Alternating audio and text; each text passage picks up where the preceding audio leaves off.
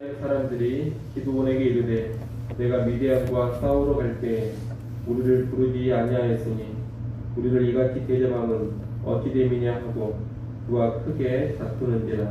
기드온이 그들에게 이르되 내가 이제 행한 일이 너희가 한 것에 비교되겠느냐. 에브라임의 끝물 포도가 아비에셀의 만물 포도보다 낫지 아니하냐. 하나님이 미디안의 방백 오렙과 스입을 너희 손에 넘겨주셨으니 내가 한 일이 어찌 능히 너희가 한 것에 비교되겠느냐 하니라. 기드온이 이 말을 하매 그때 그들의 노여움이 풀리니라. 기드온과 그와 함께 한 자 300명이 요단강에 이르러 건너고 비록 피곤하나 추격하며 그가 숫곳 사람들에게 이르되 나를 따르는 백성이 피곤하니 청하건대 그들에게 떡덩이를 주라. 나는 미디안의 왕들이 세바와 살문나의 뒤를 추격하고 있노라 하니 숫곳의 방백들이 이르되 세바와 살문나의 손이 지금 내 손 안에 있다는 거냐. 어찌 우리가 내 군대에게 떡을 주겠느냐 하는지라. 기드온이 이르되 그러면 여호와께서 세바와 살문나를 내 손에 넘겨주신 후에 내가 들가시와 찔레로 너희 살을 찢으리라 하고 거기서 부두엘로 올라가서 그들에게도 그같이 구한즉 분우엘 사람들의 대답도 숫곳 사람들의 대답과 같은지라. 기드온이 또 분우엘 사람들에게 말하이르되 내가 평안히 돌아올 때 이 망대를 헐리라 하니라. 이때에 세바와 살문나가 갈골에 있는데 동방 사람의 모든 군대 중에 칼든 자 12만 명이 죽었고 그 남은 15,000명 가량은 그들을 따라와서 거기에 있더라. 적군이 안심하고 있는 중에 기드온이 노바와 욕부와 동쪽 장막에 거주하는 자의 길로 올라가서 그 적진을 치니 세바와 살문나가 도망하는지라. 기드온이 그들의 뒤를 추격하여 미디안의 두 왕 세바와 살문나를 사로잡고 그 온 진영을 격파하니라. 요아스의 아들 기드온이 헤레스피탈 전장에서 돌아오다가 숫곳 사람 중 한 소년을 잡아 그를 신문하매 그가 숫곳의 방백들과 장로들 77명을 그에게 적어준지라. 기드온이 숫곳 사람들에게 이르러 말하되 너희가 전에 나를 희롱하여 이르기를 세바와 살문나의 손이 지금 내 손안에 있다는 거냐. 어찌 우리가 내 피곤한 사람들에게 떡을 주겠느냐 한 그 세바와 살문나를 보라 하고 그 성읍의 장로들을 붙잡아 들가시와 찔레로 숫곳 사람들을 징벌하고 분우엘 망대를 헐며 그 성읍 사람들을 죽이니라. 이에 그가 세바와 살문나에게 말하되 너희가 다볼에서 죽인 자들은 어떠한 사람들이더냐 하니 대답하되 그들이 너와 같아서 하나같이 왕자들의 모습과 같더라 하니라. 그가 이르되 그들은 내 형제들이며 내 어머니의 아들들이니라. 여호와께서 살아계심을 두고 맹세하노니 너희가 만일 그들을 살렸더라면 나도 너희를 죽이지 아니하였으리라 하고 그의 맏아들 여델에게 이르되 일어나 그들을 죽이라 하였으나 그 소년이 그의 칼을 빼지 못하였으니 이는 아직 어려서 두려워함이었더라. 같이 봅니다. 세바와 살문나가 이르되 내가 일어나 우리를 치라. 사람이 없다면 그의 힘도 그러하니라 하니 기드온이 일어나 세바와 살문나를 죽이고 그들의 낙타복에 있던 초승달 장식들을 떼어서 가지니라. 아멘. 기드온과 이스라엘 백성들은 미디안과의 싸움에서 큰 승리를 거두었습니다. 군대의 숫자나 무기로 인한 승리가 아니었습니다. 여호와 하나님께서 함께하심으로 인한 승리였습니다. 한마디로 이 전쟁은 여호와의 영광을 위한 여호와의 전쟁이었던 겁니다. 그런데 이 전쟁이 마무리되는 시점에서 여러 가지 혼탁한 모습이 나타나고 있습니다. 먼저 오늘 본문에 보면 에브라임 지파 사람들이 와서 기드온에게 시비를 겁니다. 에브라임 지파는 전쟁의 후반부에 참여해서 미디안의 두 방백 오렙과 스입을 처리했습니다. 나름 상당한 전공을 세운 지파입니다. 그런데 이 에브라임 지파는 왜 전쟁의 처음부터 우리를 부르지 않았느냐면서 기드온과 크게 다툽니다. 1절 메인 티에 보면 그와 크게 다투는지라 라고 되어 있는데, 여기서 크게라는 말은 강하게 폭력적으로 이런 뜻입니다. 이것은 에브라임 사람들이 무력을 앞세워서 기드온과 아주 거칠게 논쟁하고 있다는 것을 보여줍니다. 에브라임 지파가 이렇게 하는 이유는 다른 것이 아닙니다. 전쟁의 영광과 전리품을 더 많이 차지하고 싶은 마음에서 이러는 겁니다. 전쟁에서는 많이 싸우고 전과가 많은 사람이 더 많은 전리품을 챙기는 것이 원칙입니다. 그런데 에브라임 지파는 뒤늦게 전쟁에 참전을 해서 다른 지파들보다 더 많이 싸우지를 못했습니다. 따라서 결과적으로 에브라임 지파가 많은 전리품을 가질 수가 없습니다. 에브라임 지파는 거기에 불만을 품고서 왜 처음부터 우리를 부르지 않았느냐면서 화를 내고 지금 큰 다툼을 일으키고 있는 겁니다. 이 다툼을 통해 기드온에게 압박을 가하고 뭔가 좀 더 얻어보려고 하는 속셈입니다. 여러분, 이 전쟁은 여호와의 전쟁이라고 서두에 말씀을 드렸습니다. 여호와의 전쟁이라면 당연히 여호와만을 위해야 합니다. 그런데 지금 에브라임 지파는 이 전쟁의 영광과 전리품을 더 취하고 싶어서 큰 다툼을 일으키고 있는 겁니다. 여호와의 전쟁을 자기 이익을 위한 도구로 쓰고 있는 모습이요, 이익을 위해서라면 동족 간의 다툼도 불사하는 모습입니다. 대단히 그릇된 모습을 에브라임 지파가 보여주고 있는 겁니다. 오늘 우리는 이 에브라임 지파와 같은 모습을 경계할 수 있어야 합니다. 하나님의 일이 이루어지고 하나님의 역사가 펼쳐졌다면 그 자체로 만족할 줄을 알아야 되고 그 자체로 감사할 줄을 알아야 합니다. 그리고 하나님께만 찬양과 영광을 돌리는 것으로 끝낼 줄 알아야 합니다. 그런데 그러지를 못하고 그 승리 위에서 남보다 뭔가 더 가지고 싶어하고 남보다 뭔가 더 얻고 누리고 싶은 그런 욕망에 끌리면 에브라임 지파와 같은 특혜를 보이게 되는 겁니다. 우리는 어떤 하나님의 일을 이루고 나서 결코 그런 추한 모습을 보이지 않도록 깨어 있어야 하겠습니다. 에브라임 지파가 이렇게 무력을 앞세워서 위압적인 다툼을 일으키자 기드온은 낮은 태도를 취합니다. 내가 한 일보다 에브라임 지파가 한 일이 훨씬 더 크다, 이런 식으로 기드온은 이야기를 합니다. 에브라임의 끝물 포도가 아비에셀, 다시 말하면 기드온이 속한 지역의 만물 포도보다 낫지 않냐냐, 이렇게 말하면서 에브라임 지파 사람들의 화를 풀어줍니다. 이 말은 에브라임 지파를 더욱더 인정해주고 내가 더 잘 챙겨주겠다, 그런 의미가 담겨있는 말입니다. 이 말을 듣고서야 에브라임 지파는 다툼을 멈춥니다. 이 모습은 일면 기드온의 양보요 겸손입니다. 하지만 기드온이 보여주고 있는 이 양보와 겸손이 진정한 기드온의 인격인지는 뒤에 나타난 그의 모습을 보면 많이 의심스럽습니다.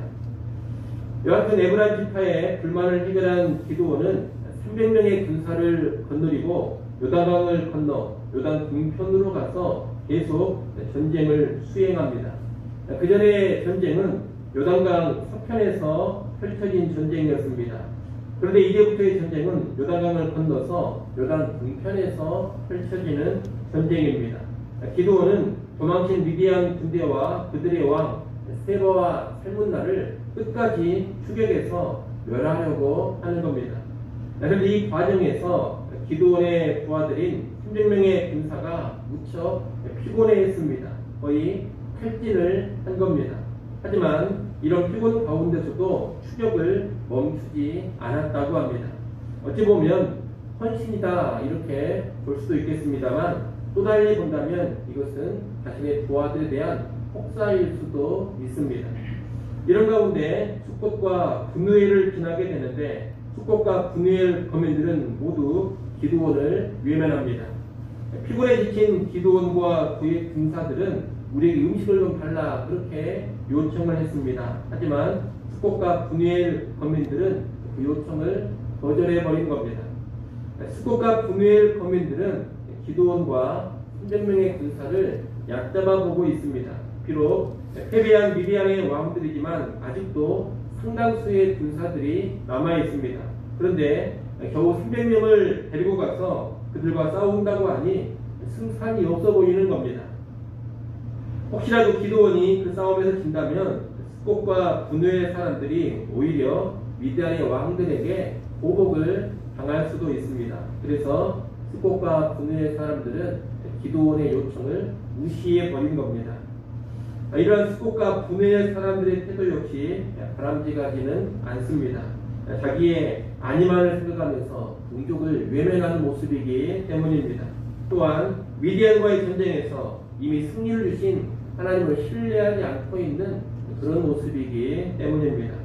그런데 기드온은 이들의 거절에 크게 분노하면서 잔인한 복수를 선언합니다. 7절 9절에 보면 내가 이제 승리하고 돌아오면 너희를 다 죽여버리겠다, 그런 식의 복수 선언을 한 겁니다.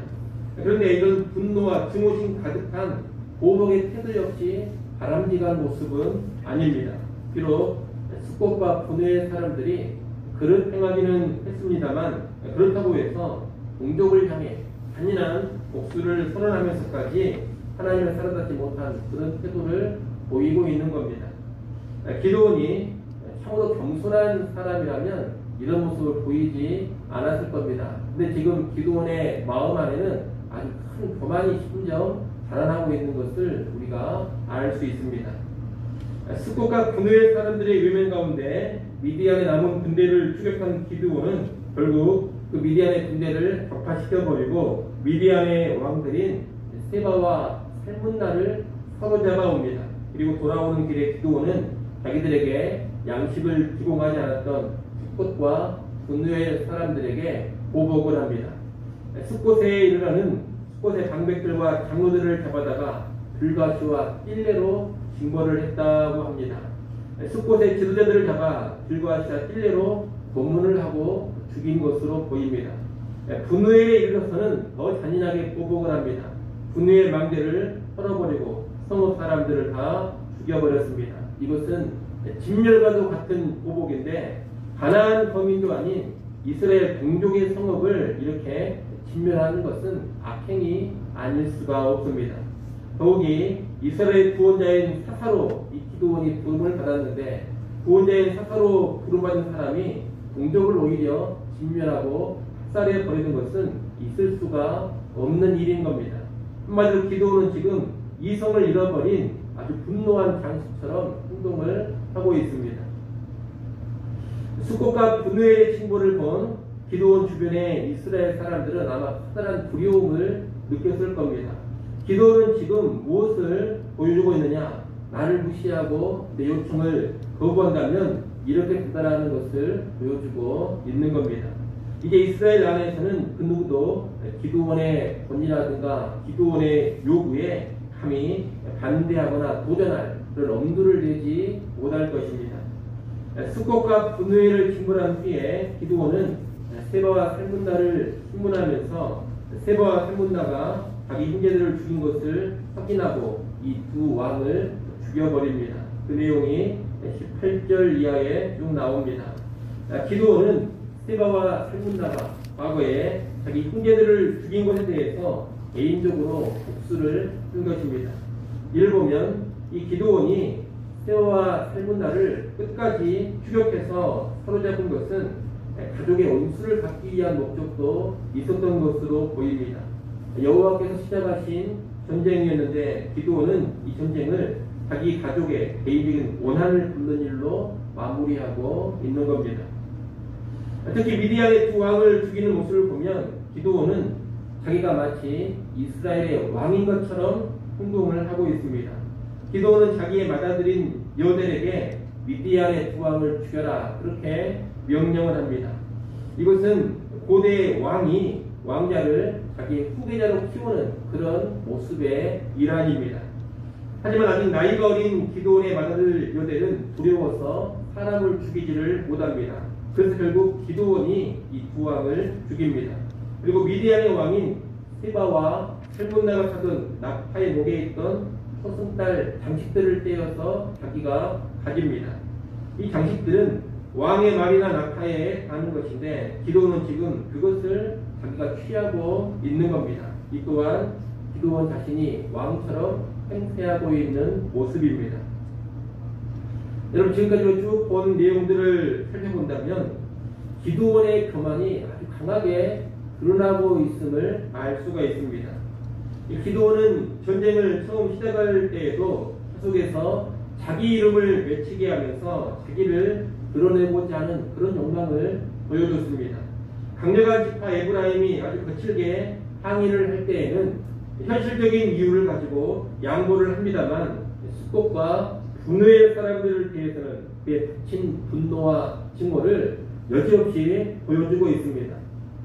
사실 기도원이 요단강을 건너서 요단 동편으로까지 가서 싸움을 계속하는 것도 그 동기가 순전하지 않습니다. 한편으로는 미디안의 전당을 완전히 진멸시켜서 다시는 이스라엘을 침략하지 못하도록 하겠다, 그런 의도가 있기는 합니다. 하지만 또 한편으로는 계속 전쟁의 승리를 얻어서 자기를 더욱 드러내고 과시하고 싶은 그런 마음이 있습니다. 그래서 결국 왕처럼 행세하는 모습을 기도원이 보여주지 않습니까? 또 앞서 본 것처럼 이 전쟁에는 기도원 개인의 오난을 갚으려고 하는 그런 의도도 담겨져 있습니다. 결국 요단강을 건너서 요단 동편으로 가서 싸우는 이 전쟁은 여호와의 전쟁이라고 할 수가 없습니다. 이 전쟁은 기도원을 위한 기도원의 전쟁이었던 겁니다. 이를 입증이라도 하듯이 오늘 본문에서는 여호와께서 함께 하셨다 이런 말이 어디에도 나오지를 않습니다. 여호와께서 적군을 넘겨주셨다, 여호와께서 적군을 기도원의 손에 붙이셨다, 이런 표현이 나오지 않는다는 겁니다. 요단 동편에서 기도원이 벌인 전쟁은 하나님이 없는 그런 전쟁이었던 겁니다. 다시 말해 이 전쟁은 여호와의 전쟁이 아닙니다. 기도원을 위한, 기도원의 영광을 위한 기도원의 전쟁이었습니다. 여호와를 위한 여호와의 전쟁이었는데 이제 기도원 개인의 야망을 위한 그런 전쟁으로 변질이 되어버린 겁니다. 오늘날에도 그런 일이 얼마든지 있을 수가 있습니다. 처음에는 하나님 영광을 위해서 순전히 하나님 나라를 위해서 시작했던 일이 크게 성공하고 크게 잘 되면 슬슬 변질이 될 수 있다는 겁니다. 크게 성장한 교회나 크게 성장한 단체 안에서 이런 변질이 일어나기 쉽습니다. 하나님 주신 승리와 성공 위에서 자리 다툼이나 이권 다툼이 일어날 수 있습니다. 또 하나님 주신 승리와 성공 위에서 사람들에 대한 혹사라든가 마음에 들지 않는 사람에 대한 잔인한 정치적인 보복이 나타날 수도 있습니다.